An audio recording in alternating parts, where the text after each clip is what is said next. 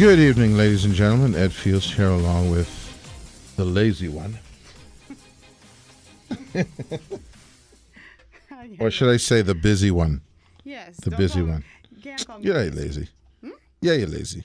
Because I won't take on the 175th project you want me to take on? That's correct. Okay, that didn't make me lazy. I'm busy doing the other stuff. You're busy, eh? Super busy. You know what I'd like you to do? Right. I'd like you, and I have time. I know that Kendrick has time, and Watch I'm this. sure the audience has time. Could you list those 176 things, please? We have time. Don't blame me, yeah? Okay, that's all right. I'll give you a break. I'll let you go home and list them, and then we'll post I them. gotta do any of that. What Yes, do you I have do to. for? What is this for? Oh, this is the bill. What- you get a lot of those. All I see in my damn life, and I almost wanted to curse. That Well, was a big from me. case is window envelopes. There's no notes like how you doing. You know, there's no notes. Pass that envelope back. Let me write one note. No, I don't want no note. And it's a window envelope. You can't write. It's silly to write Pass a it, pass note. it. No, you're not passing it. Pass What it. you do? You gonna write a note? Yeah. If you write a note, I can read it on the air. That's so you fine. don't write nothing stink. Now I can write that thing. That'll make your day. I don't want to. Okay, here, go ahead. Write something. That'll make your day. But do you get any notes, Kendrick? Well, you don't because they don't write notes in sign language. What's that? Braille. Braille. Oh, there you go. Yeah. But the other people got to be able to read it too. Yes, but you get different types of notes because you get your WhatsApps and whatnot. And whatnot. Whatnot. Okay, we should start a whole new messaging service in the Bahamas called "Whatnot." What's not? What's not? not? No, it's I what's so not. hate to hear And that. what's not? I so hate to hear that. So There's your thing yeah. right So there. how are you doing? How was your weekend? It was good. It was packed. I had some stuff You to probably take had like care what, 300 things to do? of. 299. Okay. And then I went swimsuit shopping. Didn't have much luck in that department. You went shopping for a swimsuit? Yeah. You don't have any? I have swimsuits, but I mean I've worn them 1,000 times. So And that's a problem? well, yeah, because they're faded. So you've gone to the beach, and again, I want to be literal every time. Since you purchased your last bathing suit, you went 1,000 times? Mm-hmm. Okay. And, In the and once you pool get and the- 1,000, where? That's it? Because it starts to get faded. Yeah, but so what? Well, use wear faded clothes, eh? I have a bathing suit. I think I had some like 1980 something. Bathing suit? You mean little Speedos? That ain't Speedos, not them. What then? Just a little, trunks, swimming trunks. So you That's only, what we call so them. you only wear those one trunks? And Well, that's it? for mainly the reality is I've not been in the sea for a very You're long a time. pool. I mean, you don't go swimming often? Well, I didn't go in the pool because the raccoon was nannying in the pool. You still have that situation. You still And have I don't know why situation. people think it's funny. Did you tell me you took I don't know if I should say I that. what? When you burst it? First one? The raccoon? No, I threw a can at the Yeah. raccoon. I didn't hit it. But I thought The aim I was would to scare hit it. You know, but he probably just went off and chuckled. You know, the stupid raccoon. Anyway, so I caught one. We trapped one, and I thought, hurrah!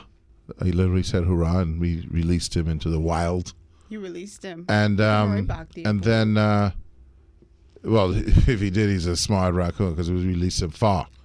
And then another one after about 2 weeks or so, we started to notice the feces again. Of course, he came back. No, it was another one. So you So think. we caught this one just recently, and we noticed that there's a void, but it's a very wooded area. A lot of fruit trees. Mm-hmm. They got mangoes. They got guava. They got everything. Palm nuts. Everything. So they ain't going nowhere. Well, hopefully it's that one that was his stop. I know, nice pool to Yeah, poop in. yeah. Yeah. So I have not been in the pool for a while because I don't want to freak people out, but of course you know me, I'm referred to as WSC or WCS, I should say, worst case scenario. So I go and I look into the research, and it said that not only do raccoons they can carry a roundworm, They and carry all kinds of and the diseases. roundworm the eggs of the roundworm, you can't kill it with chlorine. What you gonna kill him with? You can't. What- And that they will just stick around Yeah. And their warning, in fact, is that if you find this feces in the pool, immediately drain your pool. That's the instruction. So you've done this? I've done it once, but the reality is, in all reality, I don't want to freak people out, is So you that got the the roundworm Yeah. only exists like in, certain parts of the States. So you think? So, but here's the thing about the roundworm. Again, not to freak anything out. If you're swimming and you Gulp the inhale water. this, Mm-hmm. and this gets into your system, you can die from a respiratory disease. How soon after ingestion? I don't know how soon. I don't remember that part. I think you I only better remember drain- the I think you death. better drain I that only pool. remember the fatality piece. I think you better drain that. I pool. think I'm okay. We don't have the roundworm here. So it has not been, How is it expensive to get a cover for the pool though? yes, Like how much?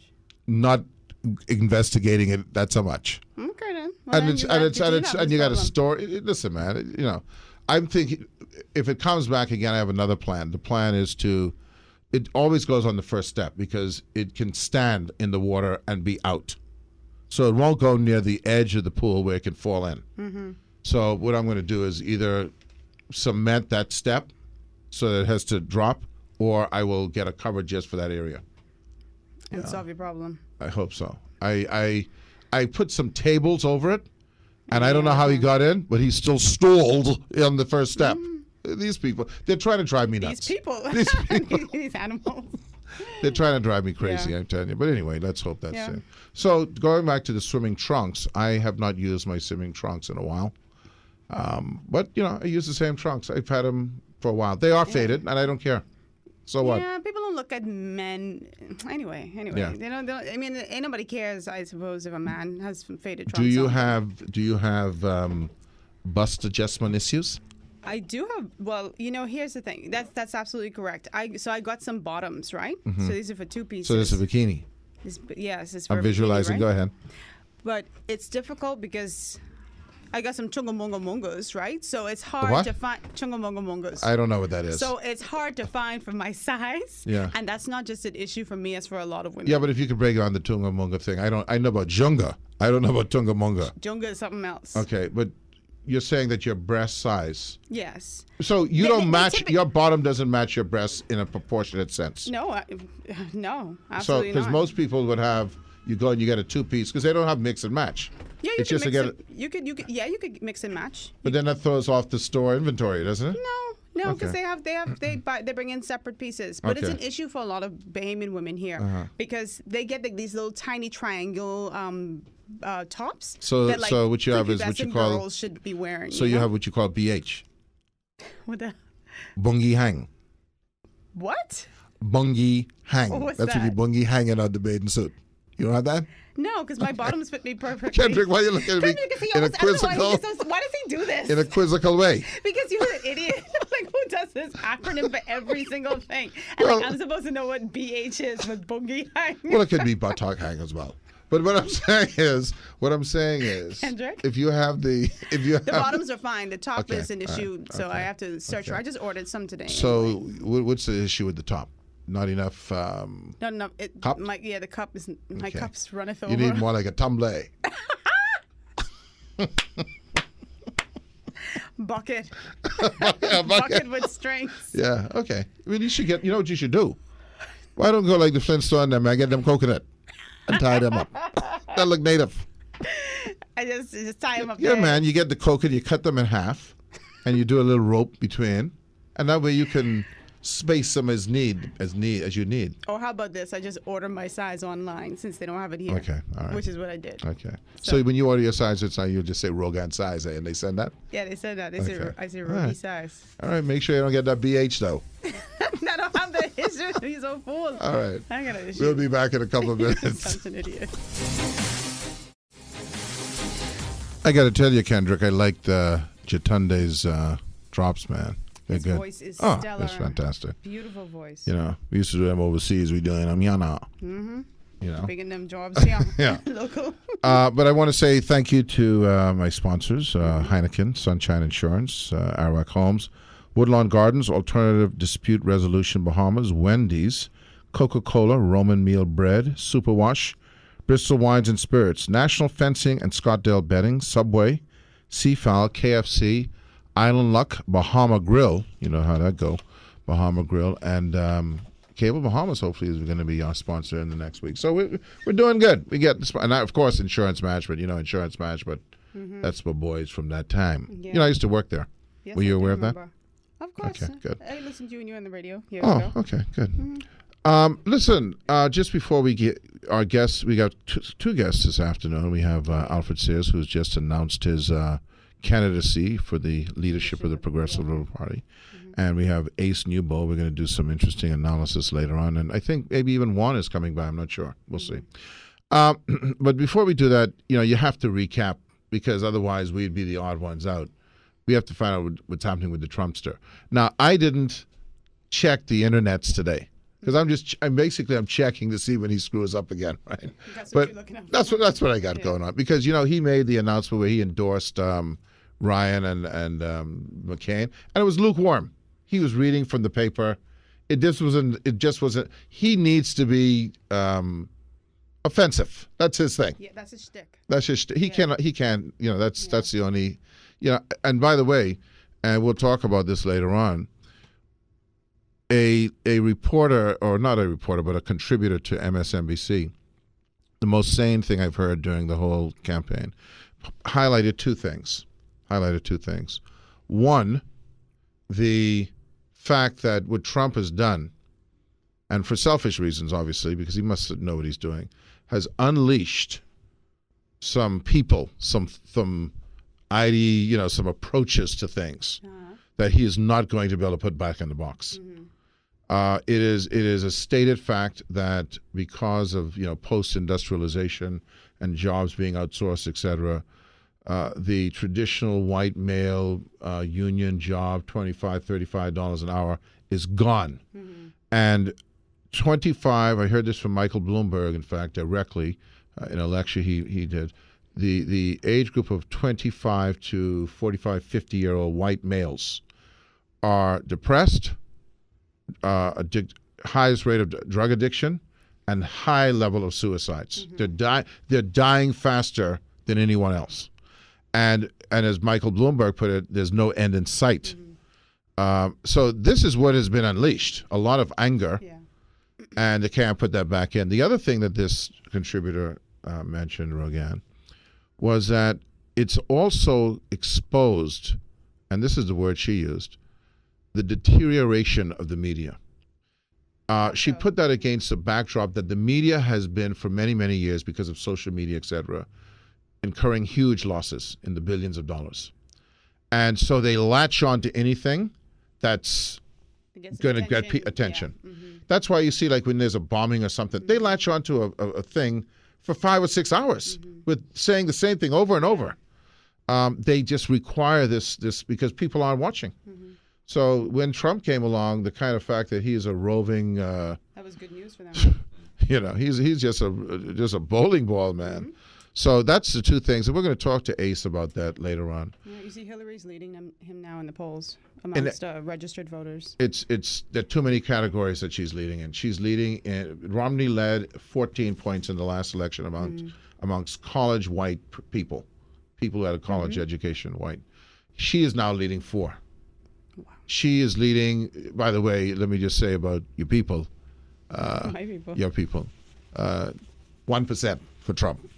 One recent poll was like 46% to 34%, something like that. She had 46%, he had 34%. But I just want to highlight the 1% from your people. I think he has 12% amongst Hispanic. Bush, when he won last, he had 44%. Whoa. Okay. It's almost like the women, and the kind of comments, oh, by the way, her favorable, which was very low, has now increased to 46%. She almost at 50%. She was in the low 20s with him. He's at like 22. Yeah. So he's got a long heart, but I still think that there's a trick here. I think he's going to. I just feel like he's going to explode so badly that they're going to replace him with someone who's acceptable, and Hillary will lose. Yeah, because we had like some GOP folks have already signed some letters saying that he would put the nation's security at risk. So they're signing all kinds of letters people are freaking out. Yeah. They're actually entering. I don't know if it was announced, but they talked this morning about announcing a independent person, some guy, I forget his name. He really isn't on the register, but that will only hurt him. That will only hurt Trump. So anyway, having said all that, we have our own little political dynamics here in the Bahamas, or as Kenya Gibson would say, in the Bahamas. So, and that new element to the dynamic is the former Attorney General, Alfred Sears, and he's in our studio. Welcome, Alfred. Well, thank you. It's a pleasure. I'm going to highlight that so in case you win or whatever the deal is, I ain't going to be able to say that no more. I remember the last time he was here, he said that he had spoken to the PM about him having a place in the leadership, but I didn't know. No, he's on the platform. On the platform committee. I was on the platform committee. You going past committee standing down. Well, I think this is one of the wonderful opportunities in a democratic organization. The constitution of the party requires the party to have an annual general convention. It is known that we have not had one for about 7 years. And the party announced earlier that they haven't had a convention in 7 years? Right. Wow, I wasn't aware of that. So the party announced that it will have a convention in November. And I felt that, having considered it for a long time, and I was continuously encouraged from the time I agreed to accept the invitation of the branch to consider the leadership. And I determined, after what I call a wilderness period of reflection, to stand for the leadership. I gave notice yesterday, and over the course of the next 3 months, I will lay out to the country a leadership platform. I will travel to every island in our archipelago, speak with the stalwart councillors, with the delegates, and also including reforms for our party to broaden, deepen the democratic practices within our party. But more specifically about the country, my view is that we are on an unsustainable path. When you put together all of the goods and services produced in the Bahamas, it comes to what they call the gross domestic product. It comes to about $8.5 billion. However, when you look at the national debt is $6.8 billion. But what we do not do is we do not include $2.2 billion of pension liabilities. And it therefore means that when you add the pension liabilities to the national debt, our debt is really more than the gross domestic product. Then when you look and you see that we have a deficit, notwithstanding the $600 million that we got in VAT, which I understand has gone into the consolidated fund, we still have projected this year a $200 million national deficit, but our growth projected for this year is less than 2%. So we know now that we will not generate the kind of growth that will supply the jobs that are needed to employ Bahamians. We cannot continue doing the same thing and expect a different outcome. I want to ask you a couple of questions. I'm going to kind of rapid fire these because we want to get in as much as possible, and hopefully, obviously, we'll have you back. First of all, just out of interest, I think people would like to know is, would this have been something you would have discussed with the existing leader? Would he have been aware, or would this have caught him by surprise? Well, I had 2 recent meetings with the leader, and one would have been about a week and a half, and the other one would have been about a month or so ago. And I expressed my interests in the leadership. So that's not a secret to the leader. I also indicated that my view that the issue of succession, which I discussed with him, should be before the general election in this convention, and his view is different.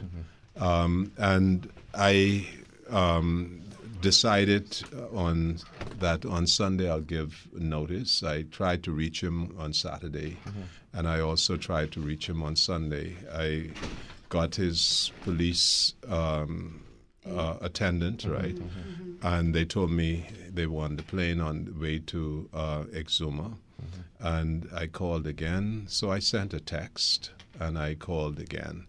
And I issued the notice on Sunday afternoon, near the evening. What has been the internal reaction from party members to your offering yourself for leader, or at least, to head into convention and contest the leadership?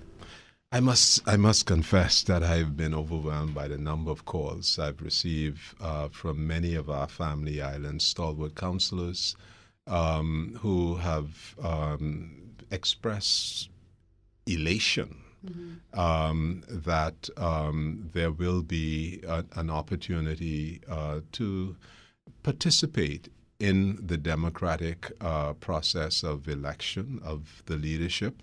And the Constitution contemplates and states, rather, that it should be on an annual basis. And I believe that over the course of the next 3 months, as I lay out a leadership platform, which will be rooted in the philosophy of the Progressive Liberal Party, as stated in its manifesto of 1953, that the delegates and the stalwart councillors will vote for the future. Let me ask you about that future, because you mentioned this issue of sustainable development going forward. And you and I have had discussions, obviously. It seems to me that our leadership, and this is on all sides, have led its, and of course, it's a kind of a double layered thing, because first of all, you have to get past the stalwart councillors and your delegates, and then, of course, the general public later on. And then after an election, well, not even the general public, your supporters, and then after the election, the general public. So it's three-tiered. But it seems we've gone down a road of regression and regressive thinking. And even if we haven't gone down the road of regression, we certainly haven't gone down the road of progressive speaking, at the very minimal, or we've stayed the same. Are people prepared to hear things like how we have to open up this country to new ideas, to new folks coming in, bringing those ideas, to more self-governance and decentralizing government? I know I saw in your release you spoke about that. Do you believe that people are open to that, or that our leaders have been reflecting what people think? Well, first of all, I have to begin with my own observation and my own life experience. I'm 63 years of age. I am challenged daily by my own children who have grown up in a digital age, who are exposed to information and can manipulate information almost instantaneously. And to be relevant, I have had to be constantly learning, and oftentimes my children are teaching me how to navigate these new platforms. And I have to believe that all of the stalwart councillors, the delegates, are faced with the same issue of being challenged by their children and their grandchildren. And also, I think that I'm a member of the Progressive Liberal Party, but I live in the society, and I have to concede that there are lots of people in our country who are facing a very bleak and anguished existence in this society.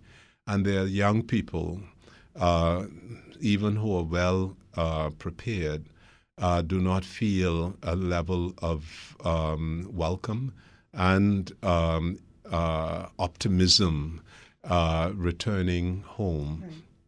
And my commitment is I have to challenge my party. I have to challenge my party because it is my patriotic responsibility to challenge our party to be true to its progressive and its liberal commitments, its history, and to also go beyond the challenge and provide recommendations and programs based on my 63 years of experience and travel and so on, and also conversation with the society. And this is what this is really all about. The Progressive Liberal Party is a human-made construct. And just like all of us in this room and in our radio audience are changing, are being challenged and are evolving, the institution has to evolve as well. Have we, and we're going to step into the news and then we're going to come back. That seems to me, Alfred, to be the biggest challenge, is not only to recognize that things are changing, but that we have to change with it. We had Gowan Bowe on and Edison Sumner, and they talked about the fact that we'd slipped to 106 in doing business in 2016 from when we were at 58 in 2009. And he emphasized it wasn't so much that we were slipping or going backwards, but that other people were forging ahead. And it seems, the irony seems, is that we want to do better for our people. We want to expand the opportunity for our people, but our policies and our approach does just the opposite. And this is the challenge, but I see it really as an opportunity, is that for us to improve the ease of doing business, but more significantly, our competitive position, because we are competing with the world in terms of services. For us to improve our competitive position, we have to radically transform how we do government. And we also have to expand the productive sectors of our economy. Okay, well, we're going to continue that. We're going to go take a news break, and we'll come back. Our guest is the Honorable, you get to have that if you're the Attorney General, the Honorable Alfred, former Attorney General Alfred Sayers, the newest challenger to the leadership of the Progressive Liberal Party. We'll be right back. Good evening, ladies and gentlemen. Ed Fields here along with our co-host, Rogan Smith. Smythe, she goes by when she's in England. Kendrick Williams, who has just returned from the West Coast. Yeah. And because, he don't want me to tell you where he went, so I just go to West Coast. General, yeah. And he didn't bring me anything. Our guest, yes, he did. Our guest this evening is former Attorney General Alfred Sayers, who I guess many would say has taken a bold step. Oh, yes. We live in an environment where the politics are not such that challenge is welcome. Mm-hmm. And I suppose challenge is not welcome anywhere, but it's certainly not as institutionalized as it is in other places, as opposed to there's, rifts that could be caused. Do you see? You had a question, Rogan. I was going to say that there are so many people who look at your leadership bid as a game changer. Today, I got several calls from folks who are diehard PLPs. They identify themselves as diehard PLPs who are saying that they weren't going to vote for your party, and now if you're elected leader, that's something that they're going to consider. Same thing from the other side. I wanted to ask you, what would a PLP party look like under your leadership if you do win in November? What are some of the immediate things that you're hoping to change? Well, first of all, I'm advocating that with respect to our party, that the constitutional requirement that we have an annual convention be adhered to.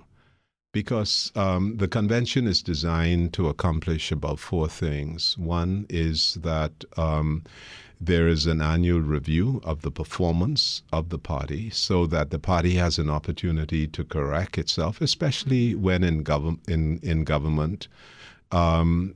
Secondly, there is a requirement that any amendments to modify, amend its constitution, its platform, its bylaws, so that the party remains relevant and current, is done.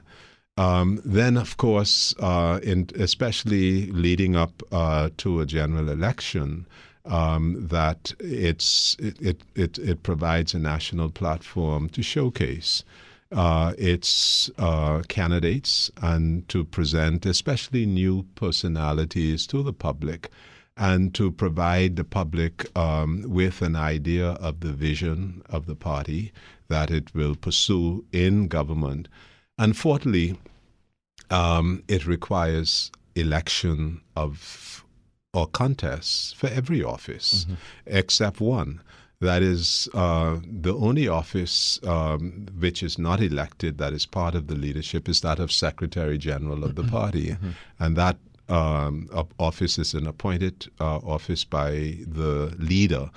And these are critical functions to give the members of the party who come and represent members as delegates the opportunity to hold the leadership of the party accountable, to enable the party to adapt to changing circumstances, and also to refresh their mandate of the leadership.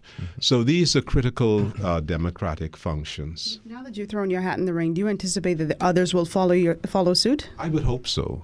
But I understand that there is some apprehension. There is apprehension. But I think that this provides a wonderful opportunity for our party, which has a rich legacy, to demonstrate to the Bahamian public its maturity, and also to use this moment during a period where there's a lot of disquiet within the country to restore hope and to restore confidence, and to you draw on the collective wisdom of the Bahamian people to fashion a more relevant development strategy and vision going forward. Apprehension because they don't want to lose favor with the leader, or what do you suspect the apprehension would be for throwing their hat in the race? Well, I think the apprehension is due to not offending certain people. And, the status quo. Yeah, I mean, I think you find that in many institutions. And this is part of maturing. We're a young country. And I think that I would hope that others, let me tell you something. I have always had to work for what I get. And I have no one say to hand me this and hand me that. But especially in a democratic organization, the leadership isn't something that you give to anybody. It's something that the membership, after evaluation, after weighing, they exercise a democratic right. Now, certainly existing leaders, or what we call incumbents, have tremendous influence. Sure. And I'm prepared. I am prepared to put forward a vision, which does not, I'm not involved in tearing down anybody. It's not about personalities. It's about a vision for the future. What do you have to offer? Yeah, exactly. And that is really the emphasis that I carry. I want to ask you, the word you brought up, and I think Rogan alluded to it somehow, was maturity. Because, I draw reference to in 1993, 94, at the opening of the airwaves, okay? And it essentially, whether good or bad, took us into another direction, because we went from this sort of, cloistered or censored society to almost to the extreme. And of course, the pendulum always goes to the extreme. But now I think we're ready for another seismic shift. And that is in the actual structure of the democracy. Okay, so I would ask you if you envision things such as primaries in your party, that this issue of me living in three different districts for three different elections, if there's more consistency and independence in boundary commissions, if there are, again, going back to this issue of self-government, the actual, I think whoever is going to be the next leader, whether it's existing or someone new, that what has to be focused on is reform of the structure of democracy. There's no question in my mind. I firmly believe that we have to reform and really enhance the governance process. Certainly, I believe in term limits on the office of Prime Minister. I believe that there should be an independent boundaries commission so that we don't manipulate traditional communities right on the eve of a general election, cutting here and cutting there for partisan political advantage. That the cabinet should be limited so that the cabinet could be accountable to Parliament. That's what the Constitution says. But if you put the entire Parliament in the cabinet, who they're accountable to? Themselves. Exactly. And that even the management of cabinet, the cabinet in an archipelago should at least meet once a quarter in a different region of our archipelago so that the people in that region have more access to the policymakers. The policymakers are sensitized as to the specific needs and opportunities within that region. I mean, the South African, which is a much bigger country, but it's the same principle where you have a more accessible governance. There should be devolution of power from the center to the communities. And I often like to say that if the people living in the vicinity of the dump had the power and authority to resolve that problem, it would not have persisted as long as it has. Because that's their interest. Precisely. And going back to this issue that Rogan touched on again about apprehension, if we get to that point where people are choosing their candidates, where constituencies are choosing, constituents, I should say, and constituencies are choosing their candidates, they're not apprehensive. Their mandate is from the people. No question. You see, I mean, for example, when you have the leadership of a party parachuting a candidate into a constituency, there's no organic relationship. Yeah. And the reason why a primary is important is because the people who have to live with that candidate or that representative for 5 years in a political process where there's no recall must have some opportunity to carry out proper due diligence, to have established a relationship so that when that person who they have to live with, it's an affirmation of their choice. And what is interesting is when you look at the Constitution of the Progressive Liberal Party, it requires that the branch provide the nomination to the candidates committee. In fact, I think that this is why a party must meet regularly and annually in its supreme body so that there could be a review of the performance of the party to ensure that the party is living within the spirit and the letter of its constitution. And of course, we need to constantly expand it so that we move towards primaries. And how do you, and that's, I want to close up with this, how do you envision, because I imagine this must be at the end of the day where the basis of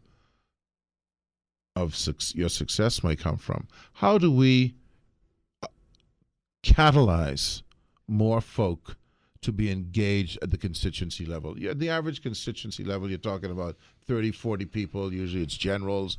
When the person is parachuted in, they're parachuted into welcome arms of many, sometimes the cronies of the supreme body. How do we engage? How do we catalyze amongst each party that you have 400 or 500 people out of that constituency who are engaged in the process? I think, again, I begin with the word of servant leadership. For example, I enjoyed the benefit of support from FNM, DNA, and PLP, as well as independent voters in Fort Charlotte, because the focus was on outreach in terms of programs. And in our outreach programs, the entire community participated. It was not just based on whether you're PLP. It was not just the PLP branch participating in the programs and the outreach. It was really mobilizing the community around community enhancement, whether we're talking about the Arts and Craft Festival, the after-school program, the summer camps, and the various educational program, the computer classes. There has to be spaces in the community. And if it's a community center, it should be a situation where even after Alfred Sears leaves, whoever is the new person, whether it's the same party or not, that the community center continues on. Absolutely. I think that there needs to be more focus on building community structures. And those community structures must be as neutral as possible. Yeah. So it shouldn't be the headquarters of the right. Yeah. Yes. Well, listen, we're gonna talk a lot more about this, I'm sure, both to each other as well as about you on air and other places. But congratulations! I want to say congratulations, and I we have a very, very, and I use this word very cautiously. I'm going to say retarded system of democracy where we feel apprehensive, we feel constrained, we don't feel the right to put ourselves out there. And I think it's a great example for folks like you, like a man like yourself does to encourage people. This is something they should be aspiring to do. It's a bold move. Yeah. So congratulations, Mr. Sears. We will be following this. Well, I welcome you to ride along with us on this wonderful journey. And we will be seeing what's going on. We will be seeing what's going on. And I hope you accept our invitation to come back. It'd be a pleasure. All right. Anytime. Okay, all right. Thank you very much. Bye. Good evening, ladies and gentlemen. Ed Fields here along with Rogan Smith. I'm going to start doing that with a roll. Rogan Smith. Oh, that's perfect. Yes. And and the silent one, Kendrick Williams. Leave my friend. He's like Penn and Stiller. You ever heard of Penn and Stiller? They're the comedy act. Penn and Teller. Penn and Teller, yeah. That's because I still owe it. Ben Stiller, yeah. Penn and Teller. Yeah. You know, that one doesn't talk at all. Anyway, so we have as our second guest. Esteemed guest. You know, a lot of people in the Bahamas, when they hear steam, they mean like they thinking like steamed chicken and things like that. Yeah. Esteemed guest, Mr. Anthony Ace Newbold. Let me ask you a question. Did I ask you this before? Where you got that name? I'm tell you on the air. Oh, what? How you get this name? What? Because you know, a lot of people is because of sports. It was sports. I played all the sports that were available. Okay, that were available. Okay. Yeah, none of that. I didn't play softball, but I played volleyball. Okay. I played basketball for 5 years. Soccer? A little bit of soccer. Got my butt handed to me track? right across the street here. Track? St. Andrews. Actually, I didn't get to track. Okay. Lou Adley wanted me to run the 400. Yeah. And he said, come here, Ace. Just go around the track and take your time. Just yeah. And I was finished, and he said, okay, thank you. Yeah. I'll tell you a story about Lou Adley. I went to Camp Arawak. I don't know if you remember that. Yes. And it was wrestling and judo. Okay. And Robbie Roberts. I don't even know where he is now. I just, this name, this is Bradley's brother, right? Yes. He died? Yeah, Robbie died. Oh, I'm sorry to hear that. But Robbie is big. He was big. He was big. Okay, Good guy. he was about big as me back then. Okay, Good guy. and Robbie picked me up, man, and dropped me on the mat, and I went into kind of like a shock from the pain. Okay, That was it. and Lou Adley looked at me and says, "Get him off that bad boy." Well, among the other things he did, he was a wrestling champion. Yeah. In St. John's, in St. Minnesota. John's, yes. Say, get off that bad boy. That time I get like paralyzed. You know. Anyway, good old days. He was good, though. And I just want to say this about Lou Adley. Our good friend Spence Finlayson goes by the name the Master Motivator. Yeah. Yes. And I would say that Lou Adley was the original Master Motivator. Yeah. I'm 11 years old, and he's got a bunch of us out there, sandflies or whatever, on the sports field, and he's lining us up to talk to us before practice. And he says, "Okay, man, this is what we're going to do today." And in my mind, I'm going, "Man." Yeah. But that was his way of saying, "Hey." Yeah. He was a Take it mover on. of men. Yeah, Mover of he men. was. He And, was. recognized even by St. John's. Yes. You know. Yes. So it's Very alma good. mater. Very So Ace, I'm going to lead off by saying this. I was saying to, I don't know if you heard, I was saying to Rogan off the air, and certainly I think I said it to Alfred, over the weekend following the news, I heard, I don't even remember her name, a contributor saying two things about what we are going through now in this time of our lives with regard to our leaders and with regard to our media. Number one was that when I say we, the leadership in its zeal to gain advantage let some ugly things out of the box, human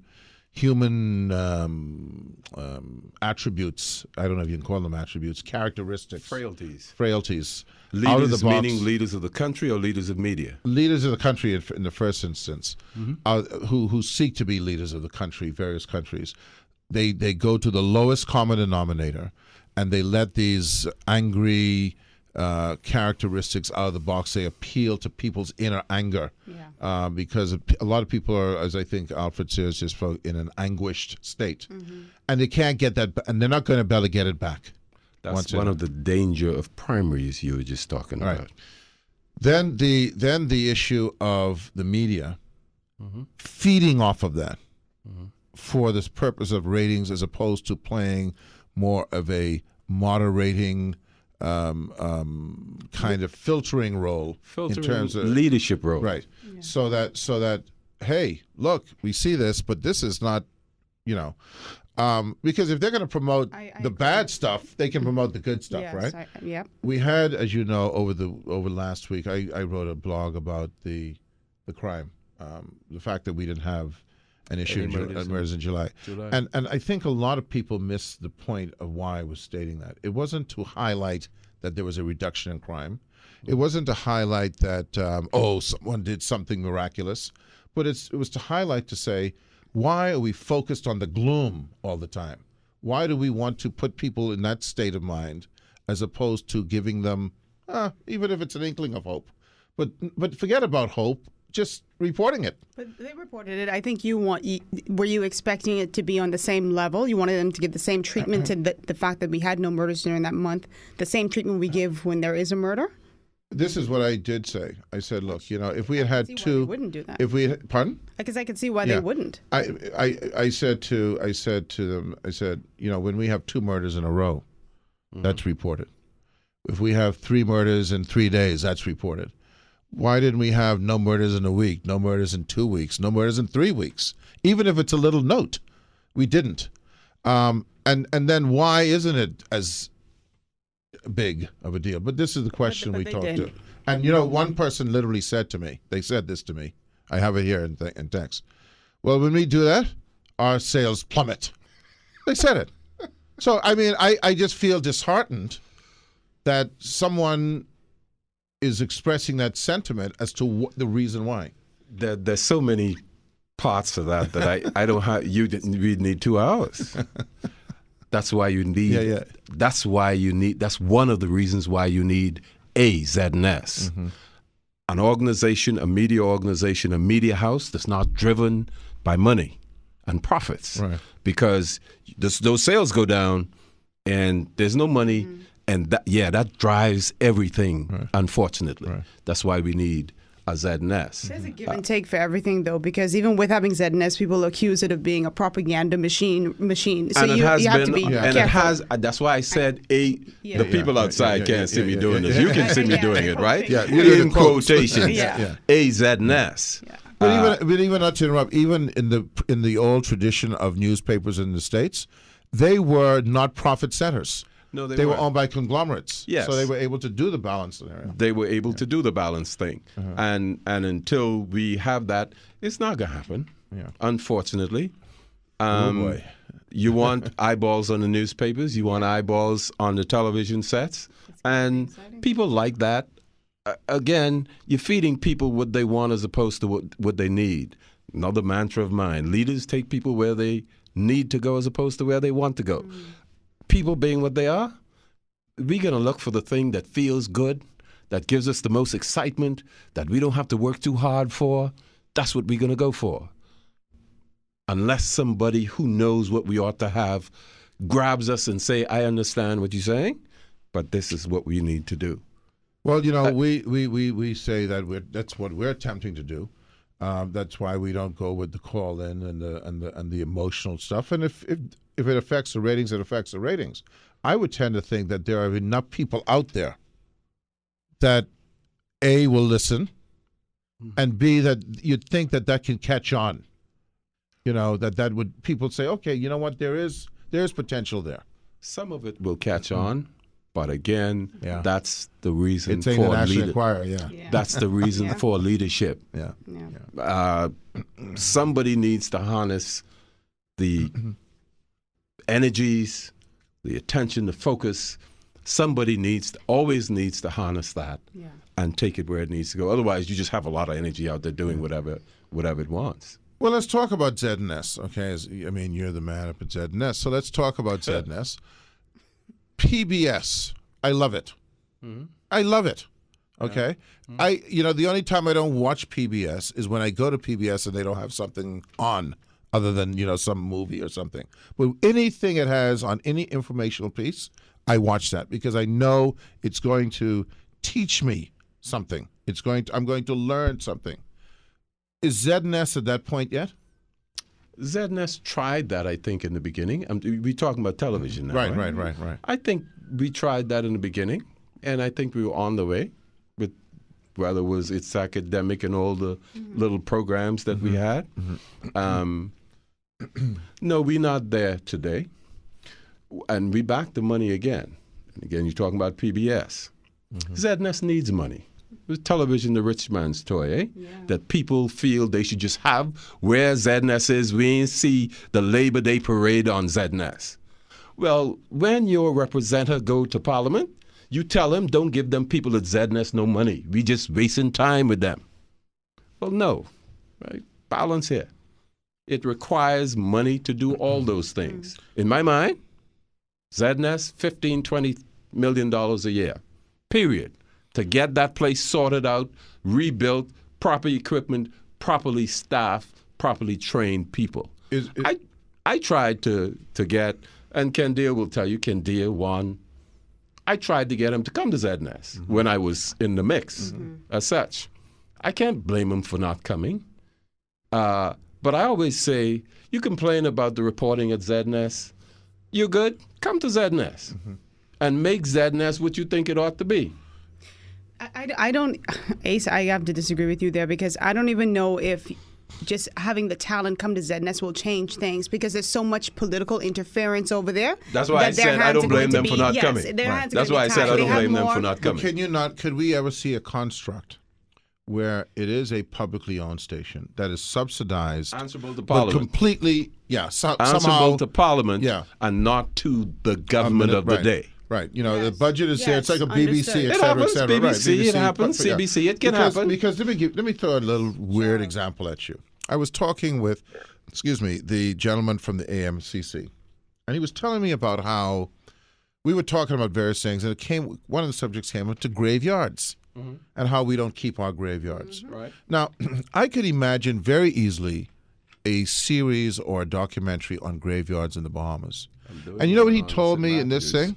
That some undertaker, in their zest or their enthusiasm to dig another grave, knocked down a tombstone with a brass plate on it that was Governor Gregory's tombstone. Now, first of all, I don't even know who Governor Gregory is. But you know who Governor Gregory is? Gregory's Arch. Gregory's Arch, yeah. Okay? So we call it Gregory Arch because we must think that's Gregory.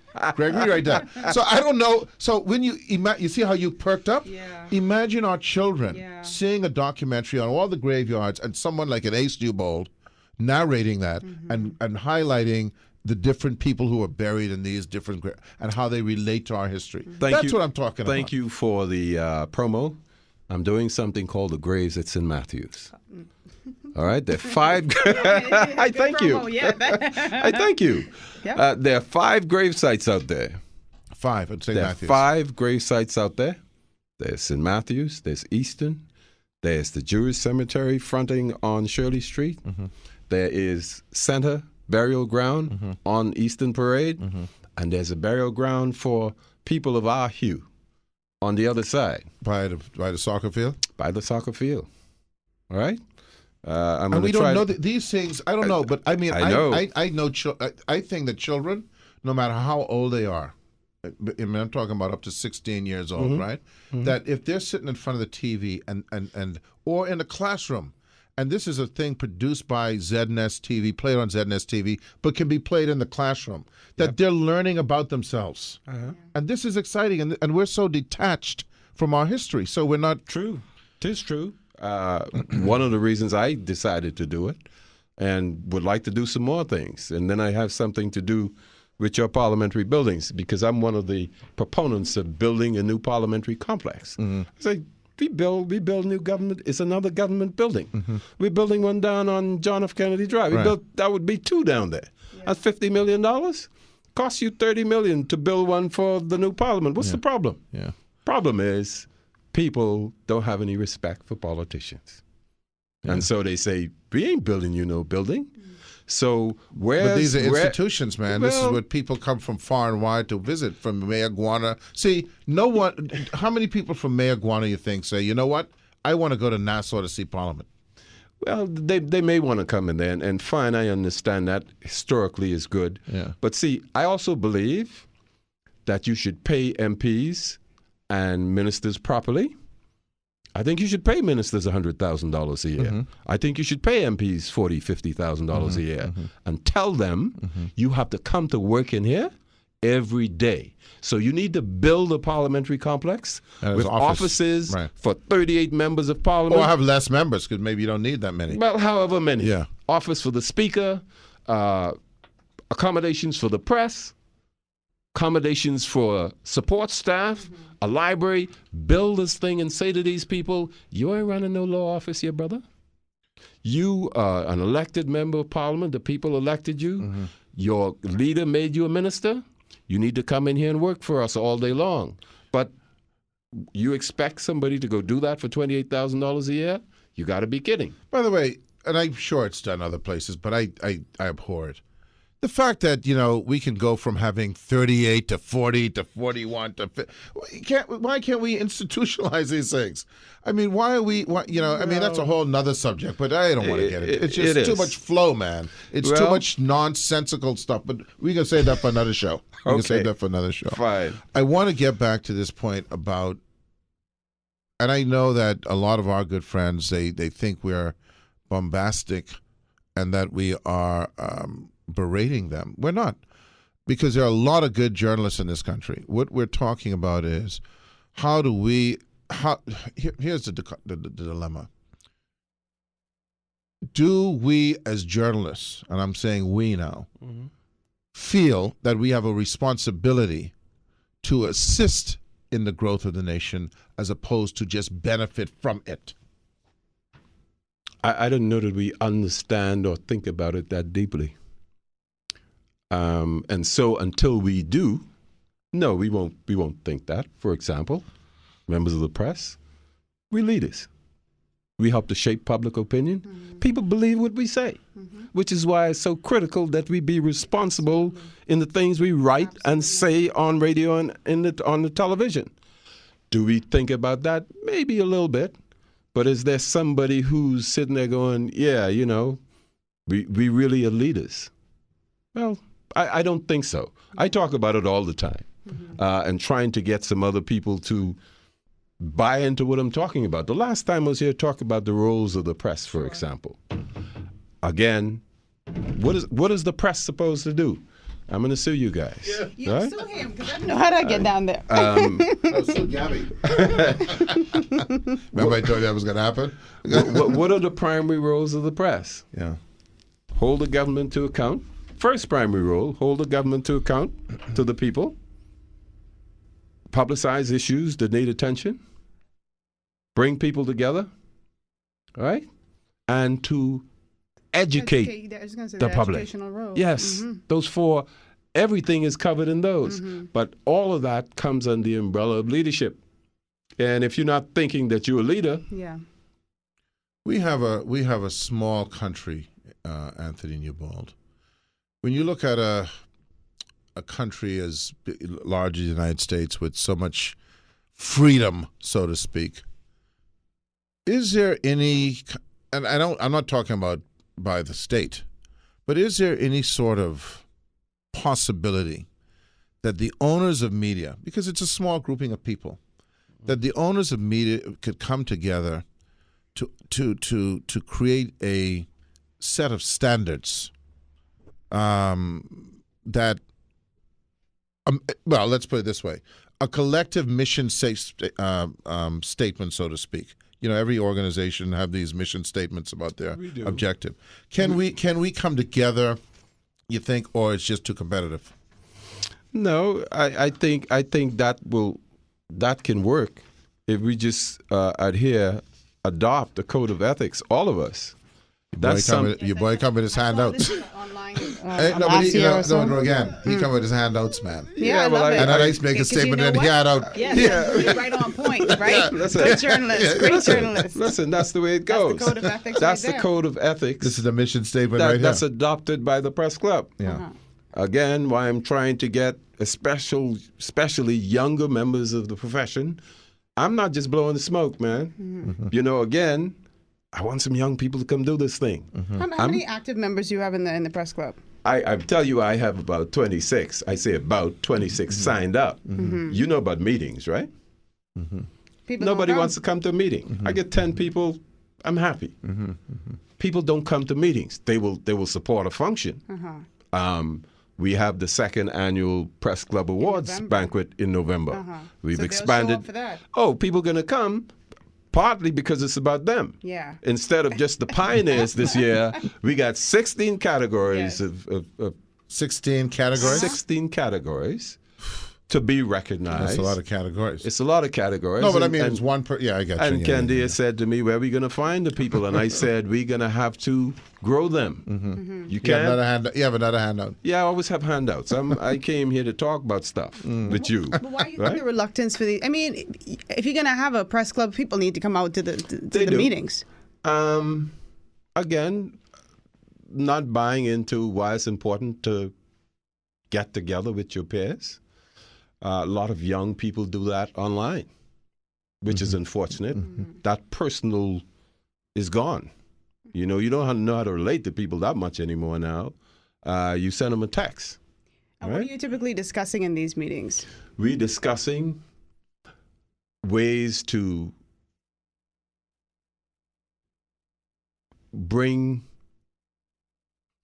we're discussing several things. One of the things I've been trying to do is to have people come to speak to the press club because education is important. And I know all reporters generally, you have the basics. Right, but you're talking about learning. Yeah.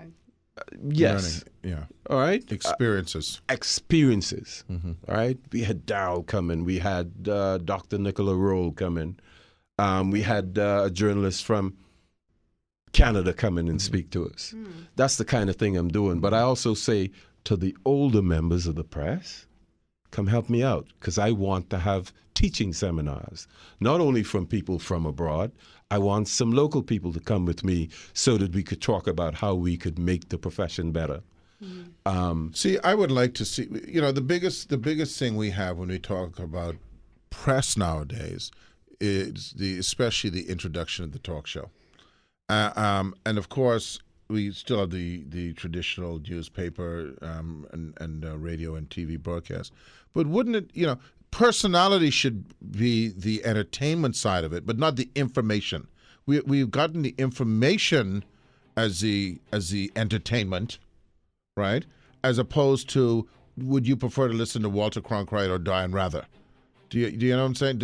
Am I making any sense there? We want to use just say anything, do anything as the mode of entertainment, because we feel we have to have entertainment. We don't feel that the information itself is entertainment or entertainment or whatever that term is. Well, you have to determine, first of all, what it is you're doing. Right. And I say, just by virtue of the fact that you have this microphone, access to this microphone, you are in the education business. Right. Because whatever you tell people, that's affecting them in some form or fashion in their head. Don't waste the opportunity. Don't misuse the opportunity. We're going to take a break. We're going to come right back. I just got the music in the head. We'll be right back. Okay, you didn't give me a head. Good evening, ladies and gentlemen. Ooh, yeah. The Okay, feedback that one. But that one. It was okay. Good evening, ladies and gentlemen. Ed Fields here, along with Rogan Smith and Kendrick Williams. I get into that age now, Rogan, where I might start calling you different people's names. So I don't do worry that about all the time, but you. That's true. You call me about a dog name, so that's a whole other story. That was a mistake. Yeah. So, and our guest this evening is the one and only Anthony Ace Newbold from ZNS. I may have been a little confusing at the end there, and I wanted to clear this up. So, people who are on the radio, there are three types of people on the radio. I think there are some people, and I'm saying radio in the media. There are people who just don't know what they're doing. They shouldn't, as Wendell Jones said, they shouldn't be there. If we were doing this correctly, they shouldn't be there. Then there are people who know what they're doing, and they know what they're doing is for selfish gain, to just evoke emotion and that side, provoke emotion and that sort of thing for their own personal popularity gain. And then there are people who obviously are trying to put the facts out there. The people I'm concerned about are that second group of people. Okay? The second group of people who know better, and they are willing to play with this country's development for their own little box of popularity. Yeah. Now, how do you reconcile that? I don't know what you do with them. You call them out when you can, when you hear. Yeah. I don't think most of them go to the extent of a lawsuit, but if they go that far, certainly take them to court. Yeah. Again, unfortunately, there is no blanket or common code of ethics that's adopted by all media. The Press Club has one, where people are saying, listen, you can't do that on the air. And, this is something that refers to something else that came up. But everybody likes to talk about free speech. Responsibility come with that, man. Yeah. Exactly. You can't just be saying things because you... free speech don't come free. No, it's not free. And of course, the classic example is because you have free speech, it does not give you the right to go in a crowded theater and shout fire. Yeah. Exactly. Just what That's is that? irresponsible. Irresponsible. And so, again, part of that comes from the management of wherever these people are. It's up to them. This is your media outlet. You take the microphone. Rein in your talk show hosts if you see them going the wrong path. Do you think there's a possibility, Anthony Newbold? And by the way, Rogan Smith, I don't know if she's in the Press Club. Are you in the Press Club? Not Because yet. we're signing up right now. Yeah. Rogan Smith and I are Thank signing you up. Yeah, very we are. much. So I that's reached. Was that you I was communicating with on Facebook? Yes, it was. Okay, I didn't know you didn't I identify yourself. Did you?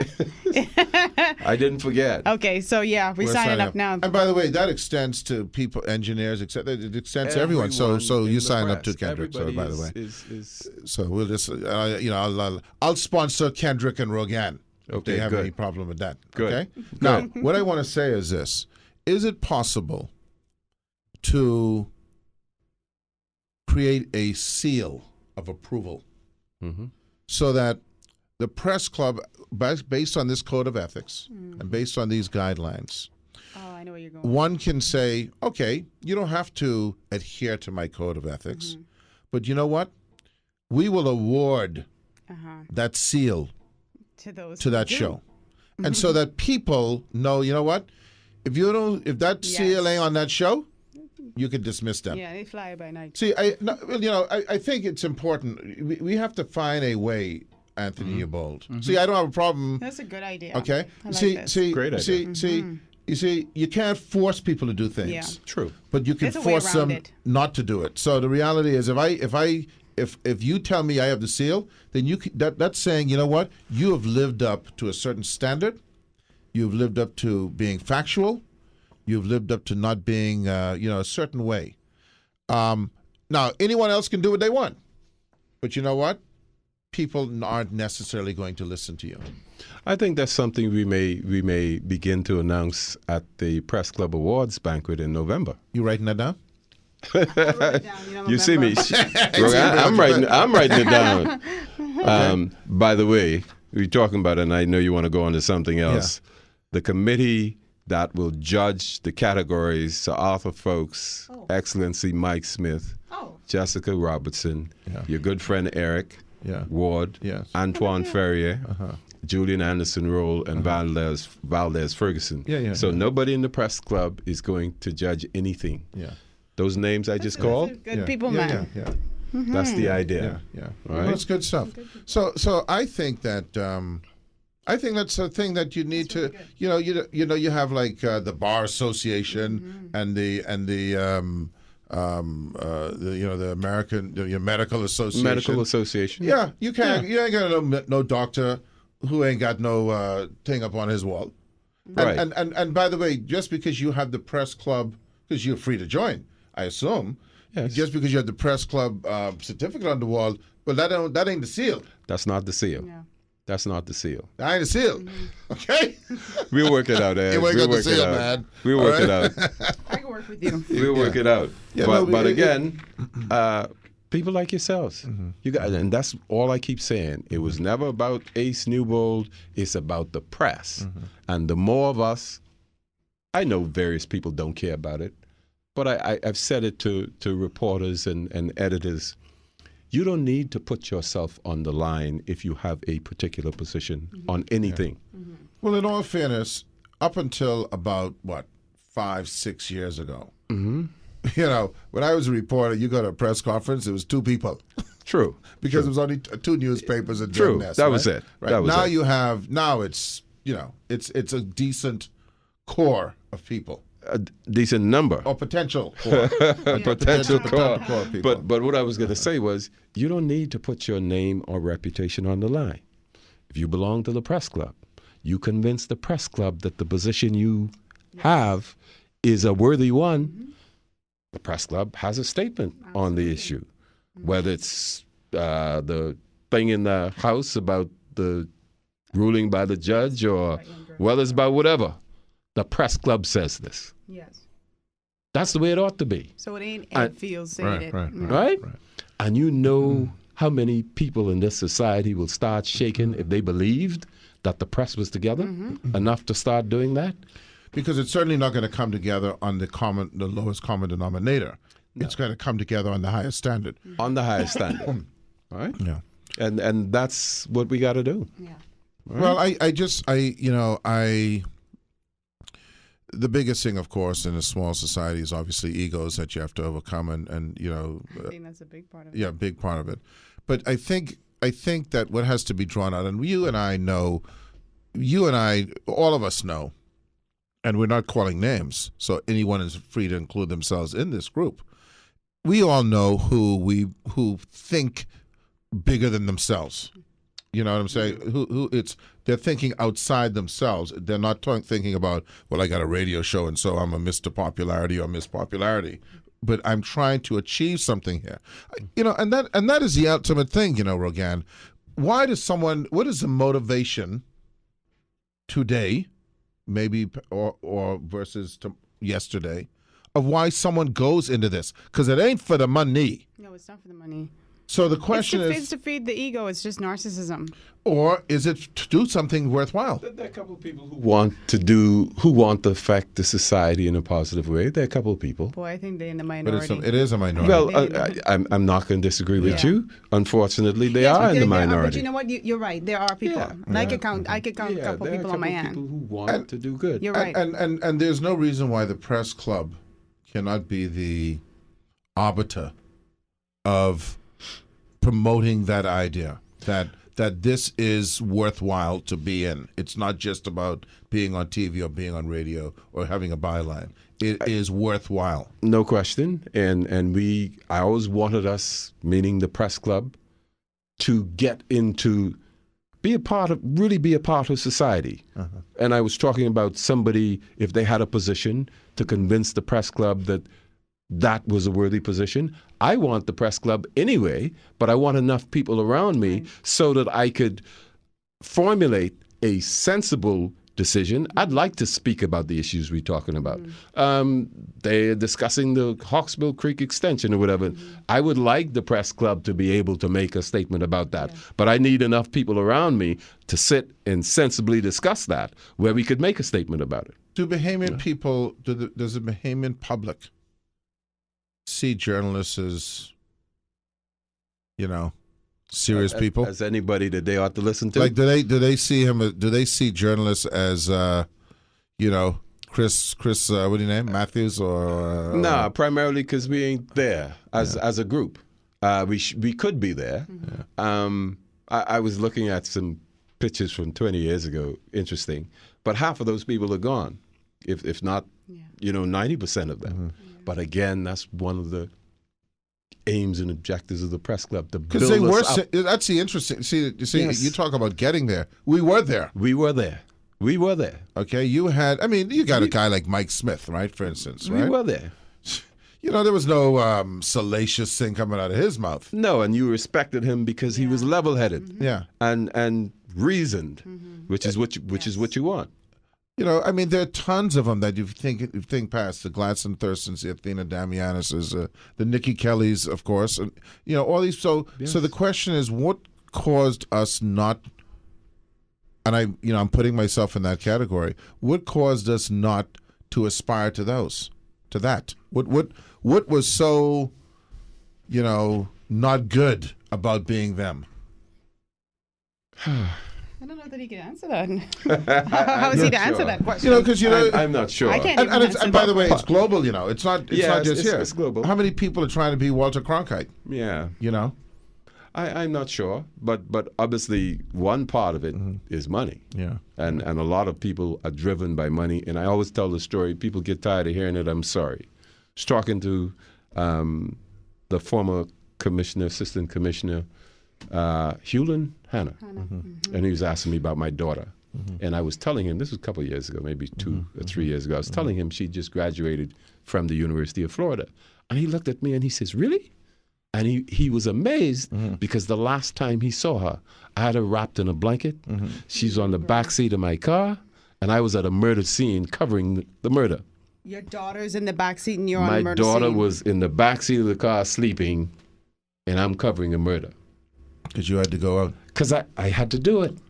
I don't know how many reporters today you will find who will tell you they will do that. Are you crazy? And especially their newborn child. I ain't taking my child out there. Yeah. No, right? No. She was newborn, but she was 12, whatever. Oh, okay. She was newborn. Okay. But my point is, that's how much you got to love it and be committed to it. And if you're not, you ain't going to even think about Walter Cronkite. Well, maybe it's because a lot of people are entering the profession, but journalism wasn't their passion. It wasn't their calling. It was just something they sort of stumbled into. And, in some instances, but I think a lot of the young people I talk to They actually study journalism in school. Yeah, I was talking to someone the other day about that and about the narrowness of that, because when I went to school, journalism wasn't even in my mind, because we didn't have that kind of rich tradition that you saw in the United States, right? So I stumbled into it. But it seems to me that one of the things that we're missing out on is the fact that there are a lot of young folks now coming back who have degrees in all sorts of things, who write well because they wrote papers in school, and we're not harnessing them. Because what you want to really find is that inquisitive mind, that learning, that person who wants to learn, not someone who necessarily wants to be in journalism, but wants to know things and also has a desire to elevate others. And that can come from any discipline. Come from anywhere and communicate, really. Right. Talking about Daryl, one of the things he was saying was, it's time that we start getting some more seasoned people who didn't necessarily go to school for journalism. That's what I'm saying. 30, 35, you work 2 or 3 other places, and you come in there and you have a whole different perspective. I've been saying for years, I've been talking to managing editors and saying, why don't we have a richer cadre of contributors? Yes. Okay? People who work at the College of the Bahamas, people who work in the legal field, people who work in the medical field, who work in all these fields. Now, I'm seeing more and more people with their little columns. I get that. But, I'm talking about people who are on sort of contract, who can contribute to a story. Yeah. To a piece, who will develop a story, not just a column opinion piece, but deal with a story. Who can bring some context as well. Because, again, a lot of the youngsters don't have the context you need all the time to go doing the kind of research you need to give a story the proper context. We got the music in our ear, and we didn't even get to talk about Alfred Sears. But listen, you gave him half of my time, No. The announcement came. How I got to be the journalist, man. Yeah, I'm with you. I got to bring him in. All right. I got to get him in. When you want me to come back. We'll talk about Alfred Sears and whomever else you want to Katie talk about. Longley, who you know is our booking agent. Okay. I have to give her props. A great journalist, by the way. Yes. Fantastic. Okay. Yes. And a great person. We'll call you tomorrow to set up the next date. Yeah. And I'll tell you what, let's do it better than that. Let's do it. We're going to do once a month with you. Okay. Is that a deal? That's a deal. That's a deal. We do once a month. And I'd like to, this was our thing anyway. We wanted to have a reporter's journalist thing. So once a month, and every now and again, we'll have someone else come in as well with you. Like once a month. All right? That's fine. All right, so we got that. So Katie can call you, and she can put down your date every month for the next 12 months. Sounds good. All right, my brother. And I can have my full hour, right? You can have your full hour. Full hour. 6 to 7. because we're not going to just talk about the media stuff. We want to talk about what's going on. There's all kind of exciting things going on. Yeah. We missed the biggest thing. Yeah. And I'd like to have you come in and interview some of our guests along with Rogan and I. Absolutely. All right, sounds good. We'll be back on Thursday. We have Carlos Reed. I'm also working on another surprise guest. Oh, he and I share a birthday. I love him. Okay, so we'll have Carlos Reed on Thursday, and he's doing a lot of stuff in the youth, with the youth, et cetera, et cetera. Kendrick, thank you, sir.